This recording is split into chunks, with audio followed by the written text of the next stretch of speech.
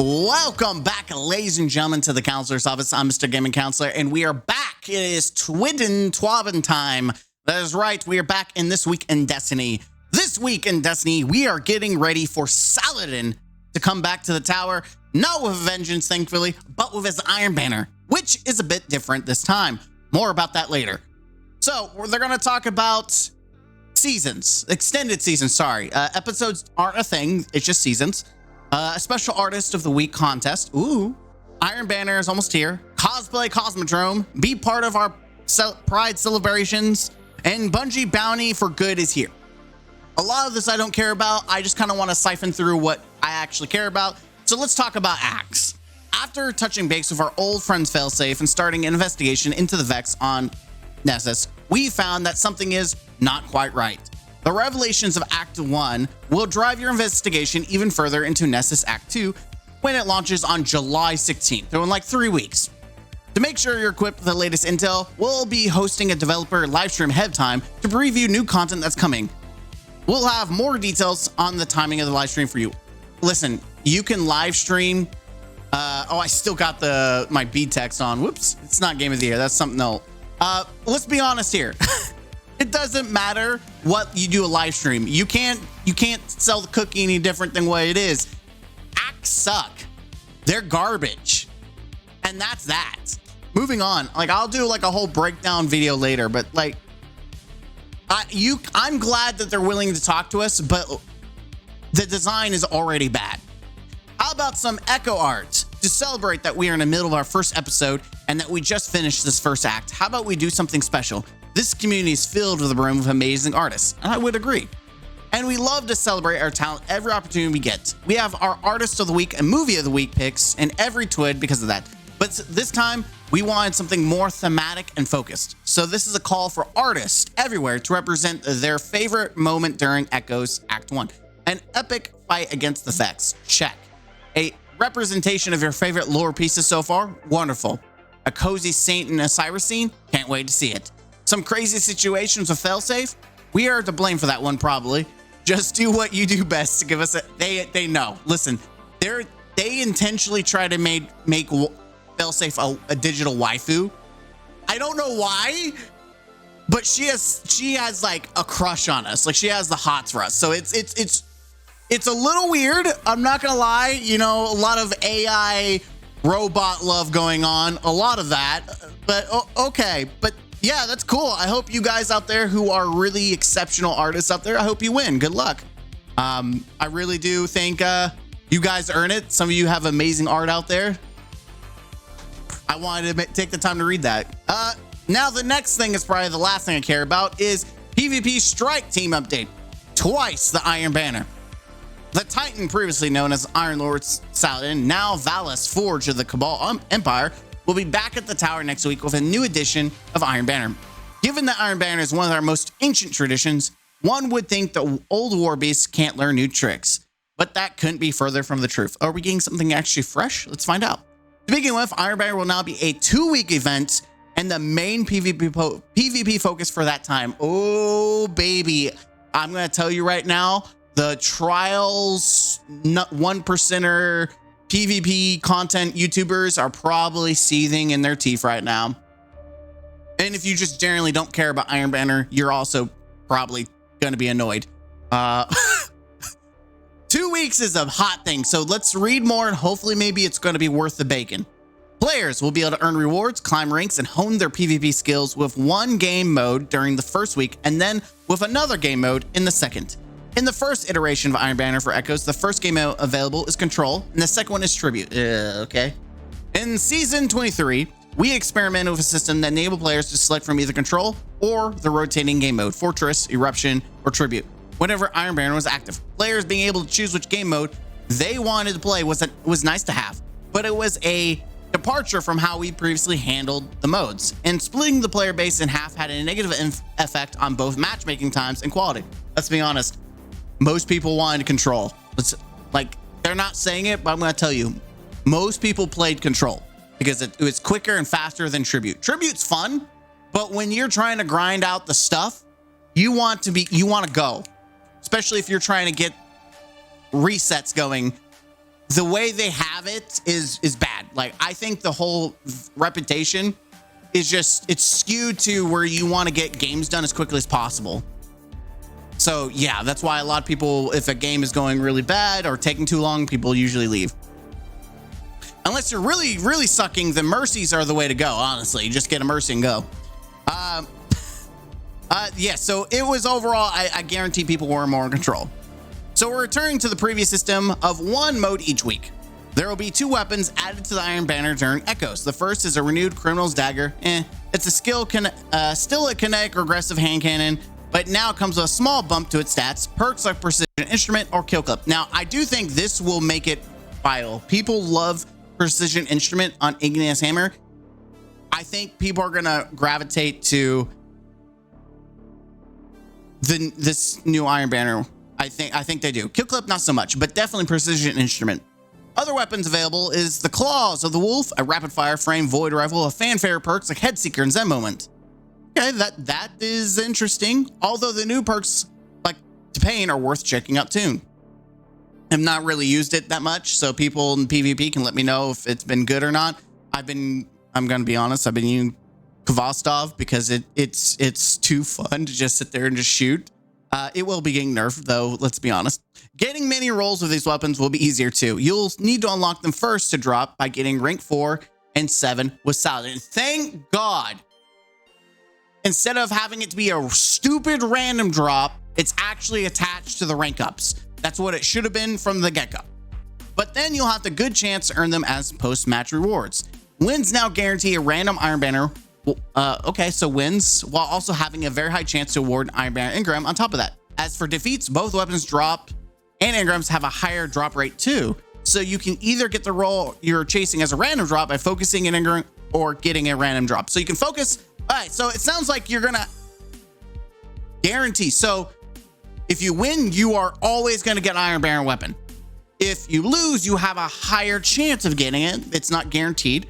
I think that's a fair compromise. So people aren't just, if you know you're about to lose or you're not even like in a shot where you think you can win, people aren't just going to dip out. I still think people are going to dip out anyways, but there's more an incentive to stay because you have a higher chance of actually getting something. And then you can actually focus them, which is fine. Those of you looking to be one of Saladin's favorites once more might want to gild the Iron Lord title one more time. Wearing the Iron Banner gear, using an Iron Banner emblem, and completing Saladin's daily will get you there faster, as these give you reputation boosts. It's been like that. If this is your first time partaking in the most ancient PvP ritual among Guardians, don't worry. Focus on the objective. Be a good teammate, and you will have Saladin's attention soon enough. I mean, it's easy to just throw on like cosmetics and an ornaments like ornaments and then the emblem, but it's just kind of annoying.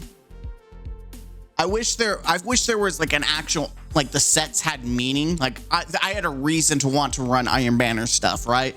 Like outside of the weapons, I wish there was a reason to actually want, outside of XP, like get a boost to speed or something like that, or like something like fractional, but it still entices people, like actual sets with set bonuses, kind of like how Diablo has sets, or Diablo 3 had sets, kind of how like Gambit played around with sets and stuff. It would be kind of cool if you had that, like guarding a flag would give you a health recovery boost or something, like something small but nothing like overly game breaking. Let me know in the comments what you think about that. Sandbox update. We are hard at work on the mid-episode balance update. We'll have more details to share on later. However, a handful of things have jumped out as issues in Crucible. We wanted to Kvostov, told you, absolutely told you. I knew that was going to happen. I think everyone who plays Trials knew this was going to happen. Anyone that's played Crucible knew this was going to happen.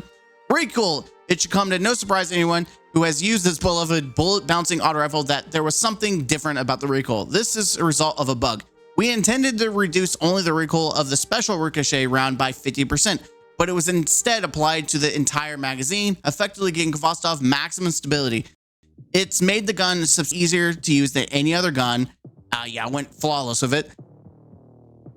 And predictably led to a huge spike in effectiveness in Crucible. Many players who have the weapon have commented on how good it feels in the current state. We do not want to remove the exotic feel entirely. but the level it's at is objectively too strong. Compared to other weapons in our sandbox, we will be removing the bugged effect that reduces recoil by 50%.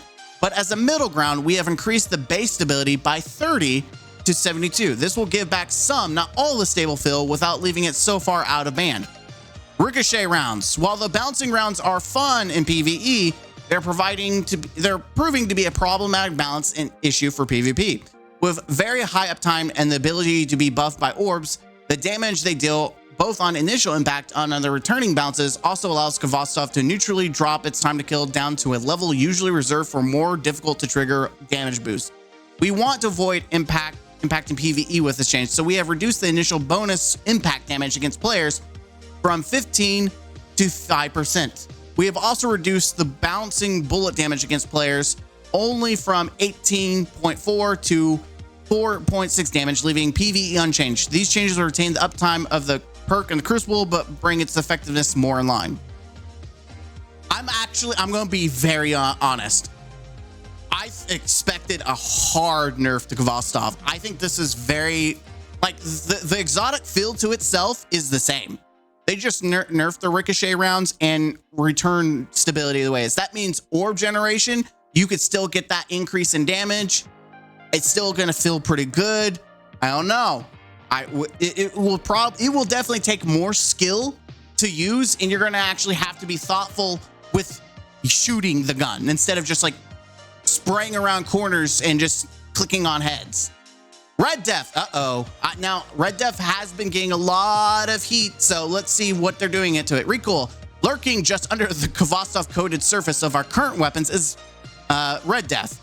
As many observant players have noticed, there's also something special about Red Def's recoil pattern. Unlike Kvostov, this was not a bug though. It was an intentional connection to the original Destiny variant of the weapon, which, like Outbreak Perfected, utilized auto rifle recoil patterns instead of the severe pulse rifle ones, which, if you look at the gun, it's literally an auto rifle model that Red Def is based off of. So it makes sense. Giving them tighter burst spread and higher ease of use. While Red Def is not as far out of line in terms of strength, the high impact family of pulse rifles itself is very strong, and having all the bonus stability provided by the special recoil pattern feels like overkill. So we have experimented with several different tuning options for it. Completely replacing the recoil with the standard pulse rifle recoil felt like it shifted the gun too far away from its origins. So we've instead chosen to reduce the added stability that the pattern provides. This will align the burst spread more closely with other pulse rifles while retaining as much of the unique feel as possible. This is going to be something that people are going to have to play and see to feel like what it feels like. I'm going to be honest, I have not really put a lot of stock into Red Def, even in PvE, because it doesn't have its callus, and I'd rather use guns that are 100% complete, like Outbreak and Kvostov, even though it doesn't have a catalyst. I've been using those guns more, but Red Def is pretty good. Speaker sight. People in PvP have been crying about this. Let's see if they murdered this thing in PvE. Orb generation. As it stands, it's currently too easy to generate an extreme number of orbs in Crucible using this exotic. This plays into several different build crafting levelers and is making it feel like only choice in many competitive and trial lobbies. While we would like to retain the ability to generate orbs in Crucible to allow players to lean into their healing fantasy, the current volume is not healthy for the sandbox. As a short-term solution, we have disabled the orb generation port of the exotic in Crucible only. Longer term, we will revisit allowing the weapon to create... the weapon. It's not a weapon, though. That's a typo. Allowing the exotic to create orbs at a more reasonable rate. Okay. Everyone who loved using this in PvE, rejoice. We're safe. We're good. Warlocks, I know this was probably one of the best exotics we got in a long time. Rejoice. It's safe. We're good. It's good. It's safe. Holla. Holla to your boy. Okay. I know I'm being stupid, but literally, I was typing to one of my clan leaders, and he loves this exotic, and I was expecting a fat nerf, but luckily it wasn't. The changes to Iron Banner, I mean, for PvP, it's still a slight nerf. You're not getting any orbs, so that also should offset Kvostov as well. They literally fed into each other, being able to get orbs on demand, and Kvostov being strong. Yeah, so that we should see a lot less Kvostov. Future. The changes to Iron Banner and the sandbox are not the only things we have planned. We'll have more talk about the mid-episode patch, so keep an eye out for that. We don't want to give too much away while things are still in flux, but we got several quality of life features to roll out. Destiny 2 reprised map coming in the next episode. I was wondering, are we going to get a new PvP map? And we are. Rejoice. It's reprised, meaning we're getting an oldie from D1. Wait, Destiny 2 reprised map, so never mind. It's probably one that was vaulted that's coming back, which honestly, they should all be back. Especially since the Destiny vault has been removed, technically, outside of seasonal stuff. Some UI updates to help with clarity, and a big feature that we're heads down working on for our third episode that we can't wait to share you. Ooh, a feature? Like being able to customize our UI however we want? That would be great. The Witness cosplay. Oh yeah, I thought that was actual screenshot, but this is actually someone cosplaying, so that's pretty cool. We got our Pride Month stuff. We're prepared for Bounty for Good. Okay. Pony Air updates, Raid Jacket. I'm a little disappointed because this was the nice thing about this is it felt more prestigious. It feels like now they're just trying to milk the community. Like, hey, we just kind of want to get as many people to give us hundreds of dollars. I felt like it was a little prestigious to have some of this stuff. That's me. I mean, I am being elitist there, but I thought it was prestigious. Now it feels like everyone their brother. Honestly, I think I'm getting the bag. I don't care about the jacket nearly as much as having a bag, because the bag looks dope. Post-excision cutscenes. An epilogue option is now available in the difficult selection menu for the excision activity. There you go. Now you can watch it and enjoy it to your heart's content. Known issues. Let's see if there's anything that's actually being documented. We're investigating reports that players can't access Trials of Osiris. Some players are unable to see any shape on the wall in the Verity encounter. How about the issue with wired guardians? You know, I would like to be able to see guardians. Some players or weapons sometimes aren't loading. Oh, yeah, there it is. Some players who complete the Lightfall campaign on Legend are not receiving their exotic reward. Master Raid is not tracking. If you do the challenge, the Master Raid's not tracking, but that's apparently not a known issue, even though the community keeps tagging them. I don't know. Celestial, oh my God. If you listen closely, you can hear this amazing rendition of Hunter's favorite type of hawk. They turned the hunter into a chicken. Why is it Lumina though? No, you dropped the ball. That needs to be Still Hunt. I like everything else, but the Lumina doesn't go with the flavor text at all. It does not go with it. Everything else is dope, and I kind of just want to save this and make it a background. I just saved it real quick because that was a really... I might use it on my phone. That's really cool. All right, before we leave, we advise that next week's Twid won't be published on Thursday, July 4th. We won't be around that day, so it's a national holiday. So our studio is closed. Don't worry, though. We're just moving it to the day after instead. So watch it on Friday. Friday, Twid Day. And that's all for today. We hope you enjoy your time in the game. There's a lot going on with Nessus right now, and Felsafe will be more than happy to have you around every time. Don't keep her waiting. Yes, our new waifu. That is it. That is the Twid. There were some nerfs, mostly nerfs, no buffs. But mostly targeted to PvP, which I think, honestly, I'll be honest, needed to be addressed. I truly think these were problematic issues, especially just getting orbs on demand. Trials was a joke with Kvostov.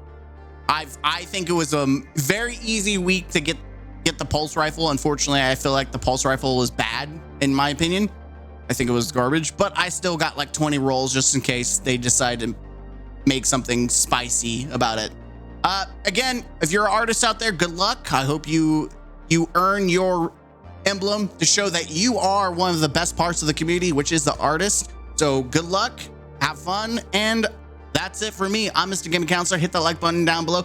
Comment what you thought about the nerfs, the changes, and yeah, overall, what do you think about the acts and episodes? I will be doing a video in the future kind of going over it.